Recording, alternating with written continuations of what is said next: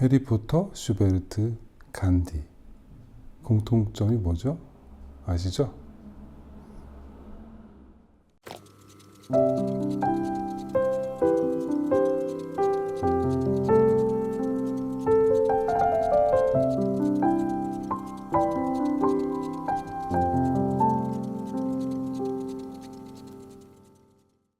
안녕하세요. 항상 알아도 그만 몰라도 그만 잠들기 전 사소한 이야기 해드리는 총박 라디오입니다. 오늘은 안경 이야기 해보려고 하는데요. 저도 안경 쓰고 나왔습니다. 사실 항상 안경이 없으면 잘 못 봐요. 그런데 오늘은 편하게 안경을 쓰고 안경 이야기 하는 김에 자, 아까 그 세 명의 공통점 뭐 이미지 보시면 아시겠지만 다 안경 쓰고 있죠. 여러분 잘 아시는 위인들, 유명인들 중에 항상 안경을 쓰고 있는 사람들 꽤 많이 있습니다. 옛날 사람도 마찬가지예요. 누구 있죠? 김구 선생님, 스티브 잡스, 존 레논, 그다음에 심리학자 칼 융, 벤자민 프랭클린, 미국 달러 100달러에 찍혀있는 얼굴이죠. 이분은 특별한 게 바로 이분이 다초점 렌즈를 최초로 발명한 사람입니다. 과학자이자 독립운동가이자 정치가이자 안 한 게 없는 사람, 대통령 빼고는 안 한 게 없는 사람인데 정말 미국의 중요한 위인 중에 한 명이죠. 그리고 미국 대통령 중에 26대 대통령 루즈벨트, 이분은 안경집 때문에 목숨을 건진 사람이에요. 안경집을 넣고 있다가 총을 맞았는데 이 총이 제대로 뚫지를 못해서 목숨을 구했다고 합니다. 자, 그런데 왜 다들 동그란 안경 쓰고 있잖아요. 슈베르트 안경도 동그래요. 김구 선생님도 그렇고, 뭐 해리포터는 뭐 그거는 가상의 이야기니까 다들 동그란 렌즈를 끼고 있는데 그 이유를 아세요? 사실은 별거 아닙니다. 옛날에는요, 이걸 원형으로 동그랗게 깎지 않으면 초점을 맞추기 힘들었다고 합니다. 단지 기술이 부족해서 원형 렌즈밖에 못 만들어서. 전혀 뭐 패션이나 취향이랑 관계없는 이야기예요. 옛날에는 그냥 다 동그란 안경밖에 없었습니다. 그런데 그 우리나라 임금님 중에 가장 처음 이 안경을 쓴 분이 어느 분인지 아세요? 바로 정조 임금입니다. 사실은요, 그때는 안경을 쓰는 게 굉장히 예의에 어긋나는 일이었다고 해요. 사람 앞에서 안경을 쓰고 있으면 안 되고, 특히 나보다 높은 사람, 나이가 많은 사람이 있으면 꼭 안경을 벗어야 했다고 합니다. 뭐 지금도 선글라스 끼고 있으면 벗고 그러잖아요. 근데 정조 임금이 눈이 나빠서 어쩔 수 없이 일을 하는데 안경이 필요하니까 신하들한테 정말 미안하지만 오늘부터 안경을 써야겠다, 이런 말을 하고 안경을 쓰기 시작했다고 합니다. 정조가 애용했던 안경이요, 경주에서 만드는 경주 남속 안경이라는 명품이 있었다고요. 꼭 그 안경만 썼다고. 근데 그거는 유리가 아니라 수정을 깎아서 만든 정말 좋은 안경이었다고 합니다. 근데 이 안경 예절이 사실은 옛날부터 엄격했다고 해요.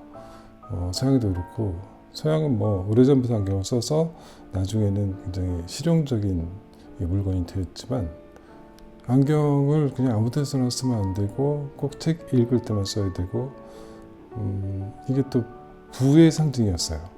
그렇기 때문에 막 너무 과시해도 안 되고, 또 하나는 안경을 쓰는 거는 얼굴을 가리는 행위다, 이래서 예절에 어긋난 행동이었습니다. 사실은 조금 다른 얘기지만 얼굴을 가리는 거는 특히 서양에서는 옛날부터는 정말 금기시 되었던 일이거든요. 그게 딱 하루 허용되는 게 바로 가면무도회, 이때는 얼굴을 가려도 되는 날입니다. 그래서 몇 년 전에 코로나 바이러스가 유행했을 때, 왜 기억하시죠? 서양 사람들 마스크 안 쓰겠다고 그렇게 데모하고 막 시위하고 난리쳤던 거. 사실은 그게 그 수천 년 동안 이런 생각이 너무 뿌리 깊게 박혀 있어서 바이러스 오고 일단 마스크 못 쓰겠다, 이런 말이 많이 나왔던 거거든요. 근데 사실은 안경도 약간 비슷해요. 아무 때나 안경을 쓰고 있으면 안 된다, 이런 생각이 있었습니다. 안경은요, 13세기 베네치아에서 발명이 됐습니다. 처음으로 연구를 시작한 거는 뭐 9세기부터 이슬람의 학자들이 연구를 했다고 하는데, 실용화가 된 거는 13세기부터. 근데 베네치아 지금도 유리공예 굉장히 유명하잖아요. 무라노 글라스라고 지금도 그 무라노 섬에 가면 유리공예 관광하는 투어도 있고 그런데 처음 안경은 귀에 걸 수가 없었어요. 뭐 여러분들 사진이나 그림에서 많이 보셨겠지만 다 이렇게 들고 봤잖아요. 그러다가 이게 귀에 걸 수 있게 된 거는 18세기 들어서부터라고 합니다. 처음에는 이 동그란 안경을 만들 수 있었고 점점 기술이 발전해서 이제는 뭐 못 만드는 게 없죠. 어떤 모양의 안경이라도 다 만들 수 있으니까. 르네상스 그림에 자주 등장하는 성인이 한 명 있어요. 성 제로니모. 우리나라에서는 예로니모라고도 하는데요. 원래 맞는 발음은 산 지롤라모.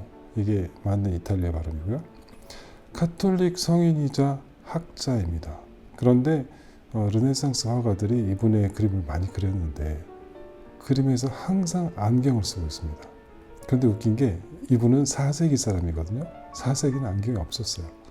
그런데 르네상스 그 화가들이 굉장히 지적이고 학자고 이런 이미지를 부각시키기 위해서 안경은 구경도 못 해본 사람의 얼굴에 안경을 씌워서 그림을 그렸습니다.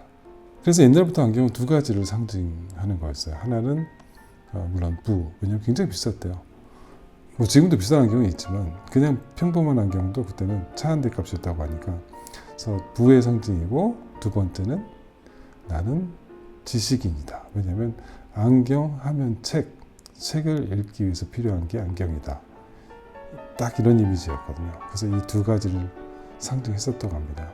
그런데 시간이 흐르면서 지금은 뭐 패션 아이템이죠. 심지어는 알이 없는 안경도 쓰시잖아요. 그리고 뭐 알도 뭐 색깔도 정말 천차만별이고 우리가 눈이 나쁘거나 안경이 정말 필요해서 고를 때도 사실은 어떻게 생겼는지 내 얼굴에 잘 어울리는지 어떤 테인지 어디서 나온 안경이고 다른 걸 더 많이 보시지 않나요? 지금은 안경은 이 패션에서 빼놓을 수 없는 중요한 아이템이 됐습니다. 그 다음에는 마하트마 간디의 이야기 잠깐 할게요. 뭐 간디 하면 무폭력, 무저항, 독립운동. 근데 그거보다도 사실 중요한 게 있었어요. 이분은 평생 무소유를 주장했습니다. 인간은 소유할 필요가 없다. 소유해서는 안 된다. 이게 욕심의 근원이다. 그런데 아이러니하게도 이제까지 팔렸던 안경 중에서 가장 비싼 안경이 바로 간디가 썼던 안경이라고 합니다. 물론 뭐 보석이 이렇게 엄청나게 많이 들어가 있다던가 명품 안경들 그런 게 굉장히 비싼 게 있을 수도 있지만 그냥 평범한 안경 중에서 경매에 나와서 팔린 안경 중에 가장 비싼 안경 4억 원에 팔렸다고 합니다. 2020년에 영국의 어떤 경매에서 팔렸는데 이 정말 보잘것없는 비싸지 않은 평범한 안경인데 4억 원에 팔렸습니다. 저도 안경이 없으면 잘 읽지 못하는데요. 안경을 항상 쓰시는 분들과 공감하고 싶은 두 가지가 있어서 이야기해 보려고 합니다. 첫 번째는 항상 안경 찾잖아요. 내 안경 어딨지? 그런데 안경이 없으니까 안경을 찾기가 너무 힘들어요. 안경이 있어야 안경을 찾을 텐데.